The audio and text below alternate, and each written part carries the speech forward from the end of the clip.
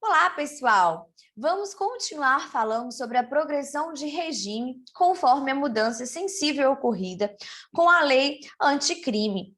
Bom, mas para isso nós precisamos saber o que são crimes hediondos, antes da gente saber a progressão de regime em relação a esses crimes e aos crimes que são equiparados a hediondos. Vamos lá? Então, nós temos, né, os crimes hediondos.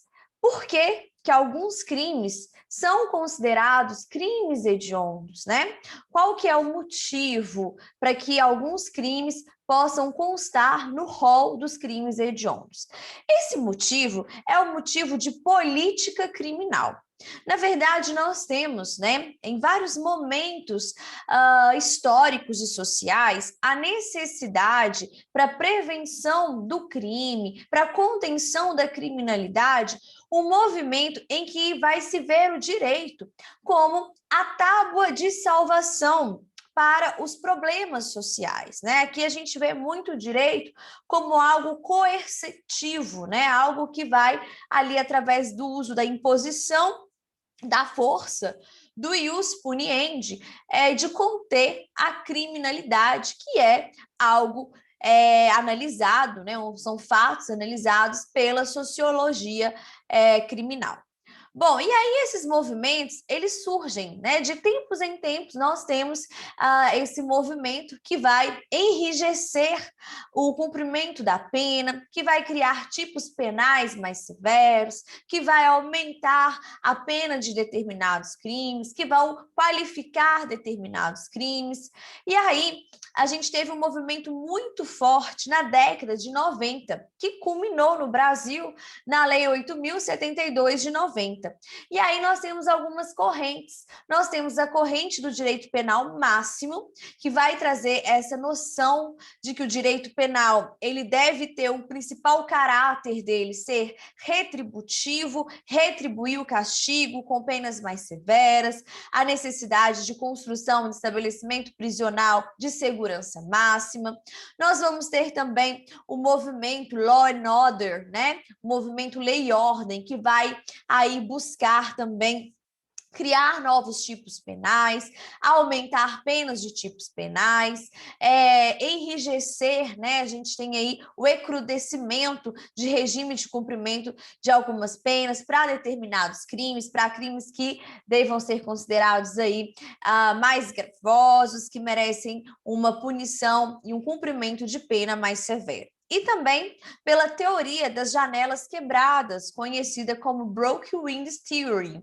Na verdade, Broke Windows Theory, ele vem de um estudo que foi feito, né, buscando, né, analisar que aonde não existe uma reparação da lei de forma imediata, a sociedade se acostuma com a impunidade e, acostumando-se com a impunidade, onde a lei não impera, a gente vai ter o aumento da criminalidade. E aí, um dos seus idealizadores traz, na teoria das janelas quebradas, que se você tem um colégio, né, e aí se tem uma janelinha quebrada nesse colégio, e vem a administração pública municipal e não corrige esse defeito, o que vai acontecer? Com o passar dos anos, a escola vai estar toda depredada, né? Então, essa necessidade da lei se fazer presente. E aí, em razão desses movimentos, né, em que busca o direito penal para o controle social, com o intuito principalmente, né, de afetar ao segundo bem jurídico mais importante do indivíduo, que é a sua liberdade, ou seja, com a justificativa da pena privativa de liberdade como solução, né, dos problemas, dos fenômenos criminológicos, nós temos nesse cenário o surgimento da Lei 8.072 de 90, né? E essa Lei 8.072 de 90 também, ela vai basear em fatos que ocorreram também no Brasil, né? De uma situação, de um aumento da criminalidade nesse período, né? Que a gente tem dos anos 90. Bom, então vamos observar essa Lei 8.072 de 90. é um rol taxativo. O que isso quer dizer? Não existe uma definição legal do que são crimes hediondos. Se vocês me perguntarem o que é hediondez, eu vou pedir para que vocês consultem ali no dicionário, né, para saber o significado da palavra hediondez. Mas os crimes hediondos são aqueles que necessitam, né, de uma punição e de um cumprimento de pena mais severo. Né, eles são ali vistos com maior repugnância, são delitos que chocam mais, vamos dizer assim, a ordem pública, a ordem social. E aí, esse rol de crimes é, na verdade, um rol taxativo. Por quê? Se somente a lei penal, através do Congresso Nacional, que representa a Vox Populi, pode estabelecer o que é considerado crime e qual é a sanção para esse crime, da mesma forma, se eu vou criar, né, ali uma lei que vai tornar determinados crimes mais gravosos e que mereçam ali um cumprimento de pena mais rigoroso, também quem deve estabelecer quais são esses crimes considerados hediondos é o Congresso Nacional, é a lei. Então, tem aqui o princípio da reserva legal e, por isso, é um critério legal e não cabe interpretação. Nós não podemos fazer uma ampliação buscando a analogia em Malam Partem, né? Porque a gente está falando de algo que vem a piorar a situação daquele que é apenado no crimes hediondos. Bom, o artigo 1º traz esse rol taxativo, né? Vem falar para a gente que são considerados hediondos os seguintes crimes, todos tipificados no Código Penal, tanto na modalidade consumada, né, quando reúne todos os elementos da sua definição legal, ou então quando a gente tem a tentativa, né, iniciada ali a execução, não vai ocorrer a consumação por forças alheias à vontade do agente. E aí nós temos o homicídio, né, principalmente o crime que abre a parte geral do Código Penal, quando praticado em atividade típica de grupo de extermínio, e aqui ele pode ser um homicídio simples, mas o homicídio simples é apenas quando a gente estiver diante, né, do cometimento por atividade típica de grupo de extermínio, ainda que seja praticado por um único agente. E todos os homicídios qualificados. Então, todos os homicídios previstos, né, ali na figura qualificada do artigo 121, parágrafo 2º do nosso Código Penal, nós vamos ter a questão, né, que são considerados crimes hediondos.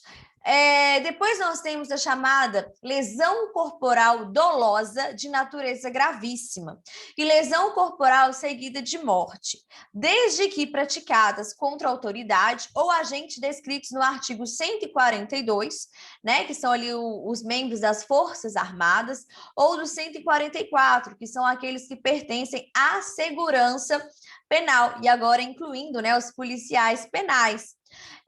Da Constituição Federal, integrantes do sistema prisional e da Força Nacional de Segurança Pública no exercício da função ou em decorrência dela. Então, durante o exercício ou em razão dela, que seja praticado essa lesão corporal dolosa, quando se tem a intenção e a vontade, né, de ser praticada de natureza gravíssima ou lesão corporal seguida de morte, em relação a esses agentes, como também em razão do seu cônjuge, do seu companheiro, do parente consanguíneo até 3º grau, né? Então, até ali a condição de tio-sobrinho, em razão dessa condição. Ok? Então, as lesões corporais dolosas de natureza gravíssima, né? E aí a gente tem o macetinho do PEIDA, né?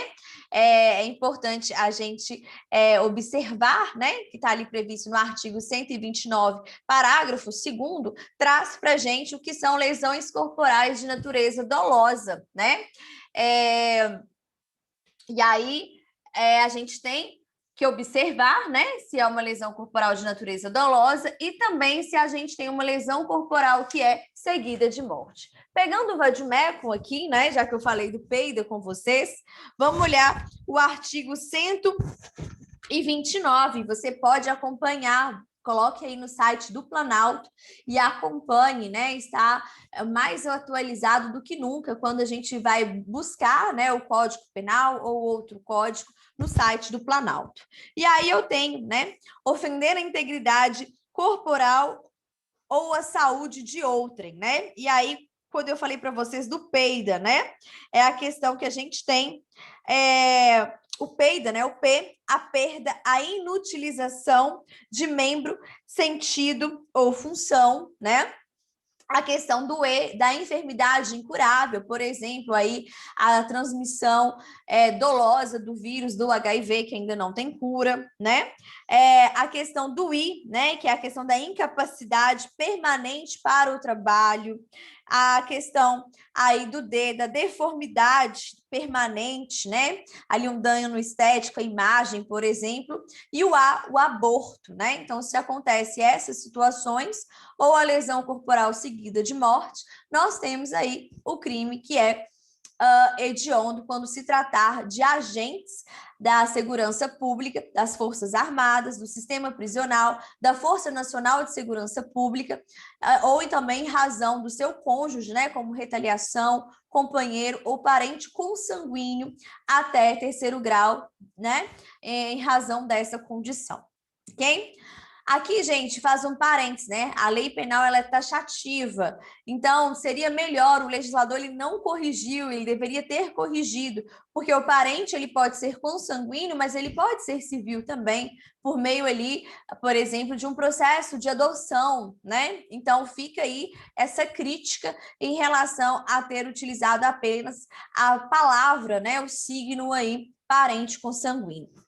Em relação ao homicídio, né, que a gente tem aí, que ele é qualificado, a gente vai ter, né, o artigo 121 que vai trazer para a gente, né, o homicídio ele é qualificado, ele vai de 12 a 30 anos, quando eu tenho mediante paga ou promessa de recompensa ou por outro motivo torpe, quando eu tenho um motivo fútil, pequeno, né, desproporcional, com emprego de veneno, fogo, explosivo, asfixia ou outro meio insidioso ou cruel, ou de que possa resultar ali num perigo comum, traição, emboscada ou mediante dissimulação ou outro recurso que dificulte ou torne impossível a defesa do ofendido, para assegurar a execução, a ocultação ou a impunidade ou vantagem de outro crime, o feminicídio, né, em 2015 aí com a lei 13.104, que é a questão que nós temos contra a mulher em razão da sua condição de sexo feminino. E aí traz para a gente o artigo 121, no seu parágrafo 2º-A, o que é isso, né? Considera-se que há razões de condição de sexo feminino quando o crime envolve violência doméstica e familiar, menosprezo ou discriminação à condição da mulher, que é uma hipótese de misoginia. Também o homicídio contra a autoridade ou agente descrito nos artigos 142 e 144 da Constituição Federal, os integrantes do sistema prisional, da Força Nacional de Segurança Pública, quando a gente tem, né, no exercício da sua função ou em decorrência dela, ou contra o cônjuge, companheiro ou parente consanguíneo até o terceiro grau aí de parentesco. E nós temos também uma alteração, né, a questão do inciso 8, né, que inclusive tinha um veto, e aí esse veto ele foi derrubado agora pelo Congresso, né, Nacional, e aí que é a possibilidade da gente ter, né, o homicídio qualificado com o emprego de arma de fogo de uso restrito ou proibido. Ok? E aí isso vai afetar muito, né, os agentes de segurança pública, né? A crítica muito grande é que isso seria muito genérico para ser considerado uma qualificadora, né? Até porque se faz o manuseio, muitas das vezes, né, pelos membros da segurança pública e das Forças Armadas, dessas armas de fogo de uso restrito ou proibido, ok? Bom, e vamos continuar então. Além disso, né, a questão do roubo. O roubo, né, quando há ali restrição da liberdade da vítima, vem também com o pacote anticrime.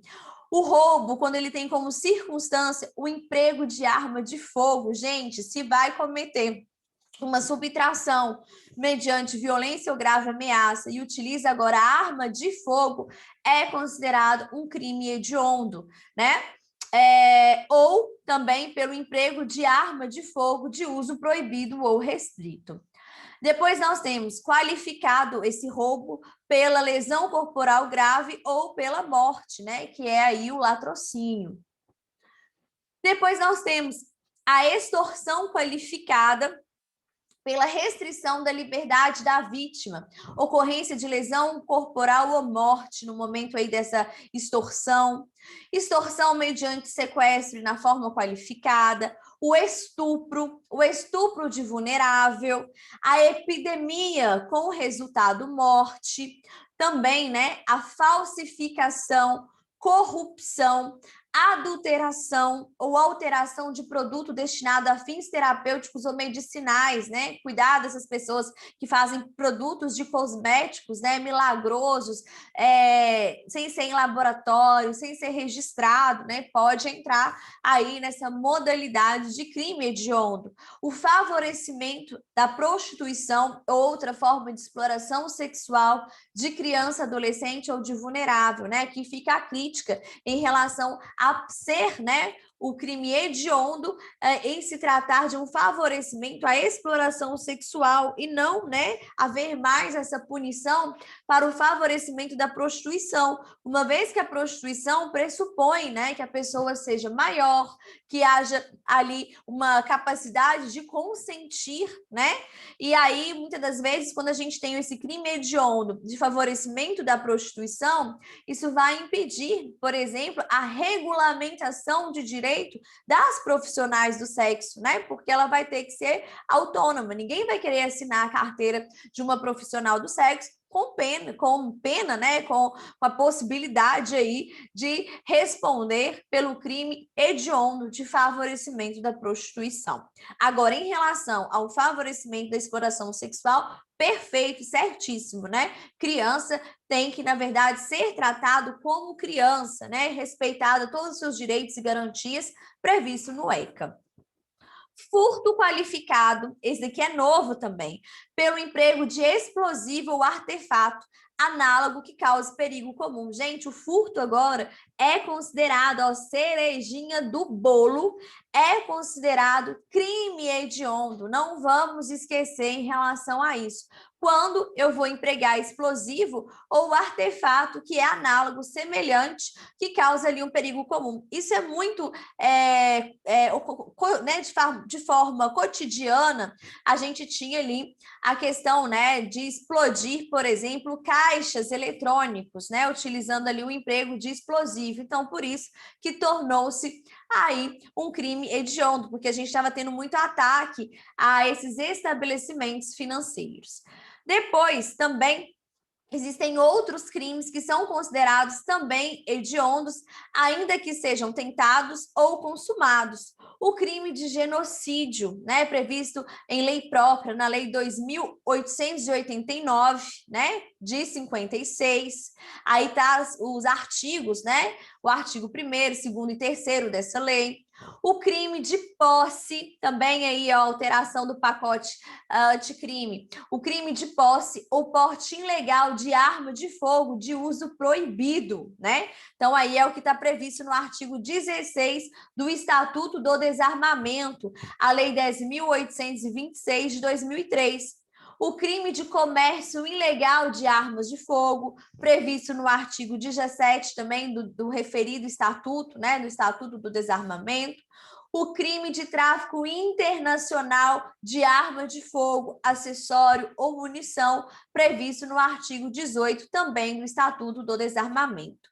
O crime de organização criminosa, quando é direcionada a essa organização para a prática de crime hediondo ou equiparado. Então, esses foram os crimes hediondos, mas a gente tem alguns crimes que não são hediondos, mas são equiparados, né? Vão receber ali o mesmo tratamento. É os chamados 3Ts, né? Aí um outro macetinho que a gente tem para a prova. Então, nós temos a prática de tortura, o tráfico ilícito de entorpecentes e drogas afins e o terrorismo, que vão ser, inclusive, né, insuscetíveis de anistia, de graça, de indulto e de fiança, assim como os crimes hediondos. Bora, então, fazer umas questõezinhas em relação a isso?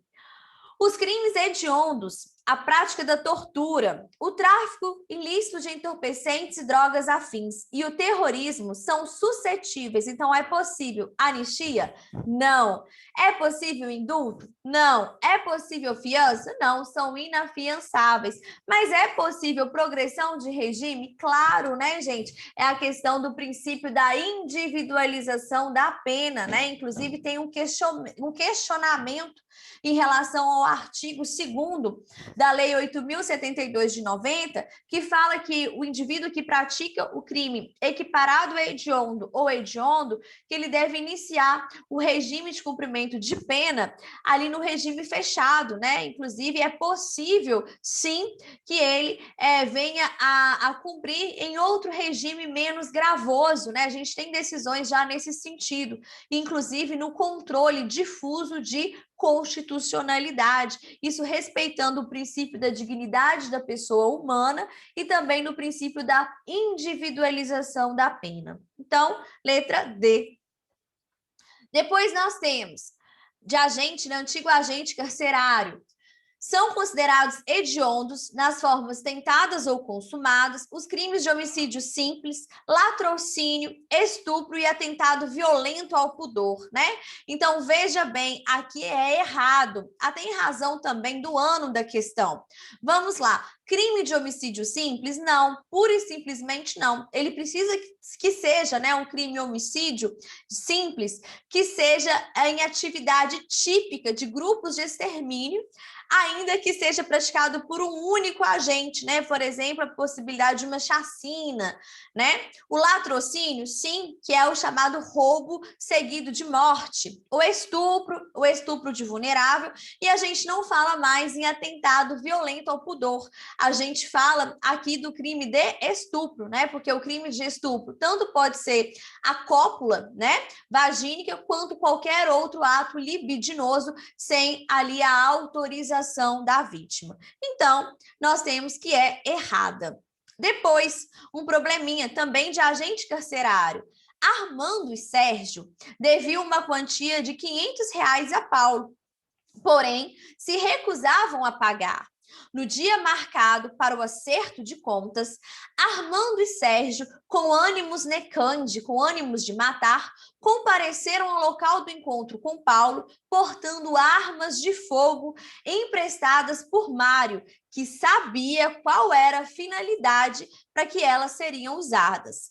Armando e Sérgio atiraram contra Paulo, ferindo-o mortalmente.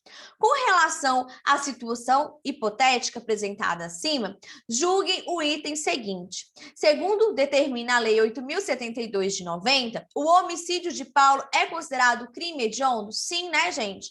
A gente percebe que é um homicídio qualificado, porque a gente tem a dissimulação, né? Marca, inclusive, com o coitado do Paulo, né? Para poder o coitado acreditando que iria receber a quantia de R$ 500, na verdade, ele está sendo atraído ali para uma situação em que vai levar à sua morte. Então, eu tenho que é certo, tá ali no rol dos crimes hediondos, a prática de homicídio, ainda que seja tentado ou consumado, a questão de quando ele é qualificado é crime hediondo.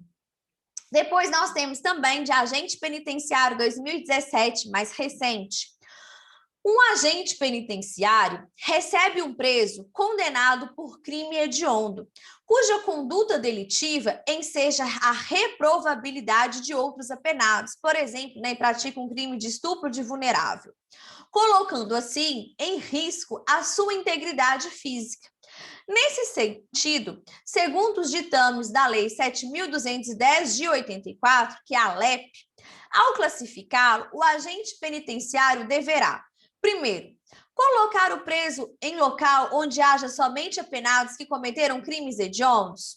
Não, né? Porque ele pode sofrer ali a reprovabilidade, inclusive de outros indivíduos que praticaram o crime hediondo. Colocar o preso em dependência destinado a apenados ex-funcionários da administração da justiça criminal? Não, nada a ver. Colocar o preso em local próprio, segregado dos demais? Sim, correto, como forma de preservação da sua integridade física, né? Mental também e a sua saúde.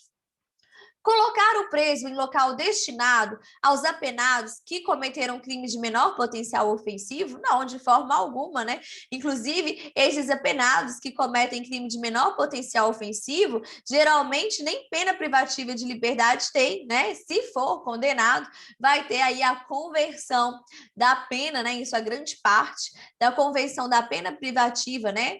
De liberdade para a pena restritiva de direito. Então, nós temos aqui letra C. E aí, aproveitando o ensejo, vamos olhar o artigo 84 da LEP, que fala sobre isso.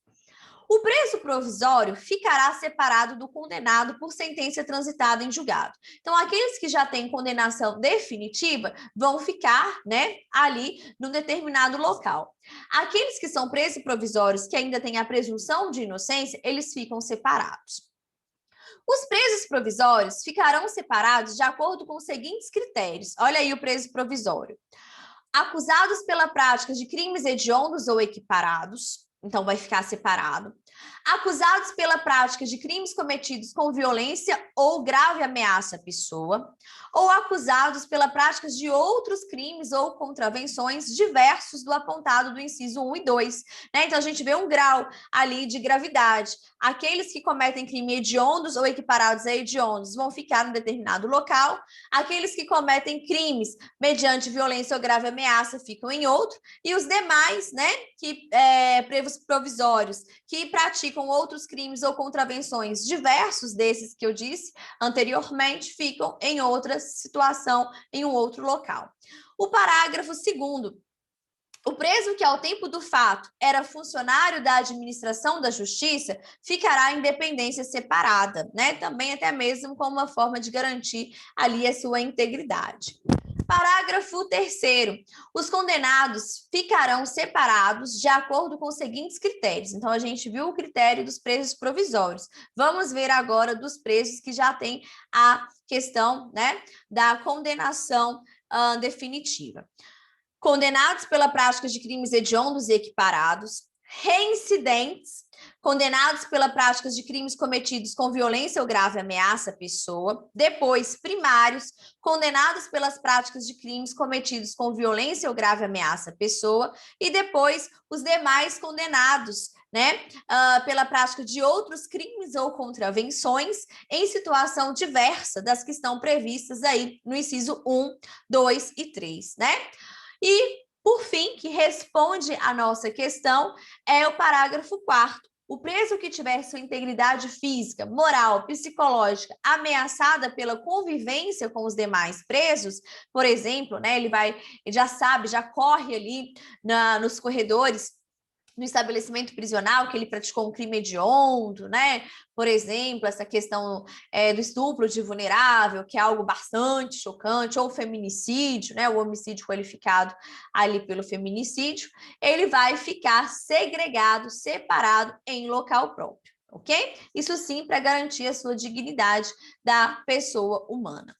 Então, pessoal, é isso, né? Nessa aula, nós entendemos um pouquinho do que se trata os crimes hediondos, temos, né, que saber quais são eles, é um rol taxativo previsto na Lei 8.072 de 90, né? Não deixe de estudar essa lei, faça as anotações necessárias, porque há uma grande chance de cair no seu concurso, ainda que não cobre a lei, né, em si diretamente, mas pode cobrar num outro assunto, e aí você tem que saber o que é um crime hediondo ou não, até mesmo para a gente descobrir como que vai ser a progressão dos crimes hediondos conforme o pacto, né? Aí que a gente tem esse pacote, né? Vamos dizer assim, anticrime, ok?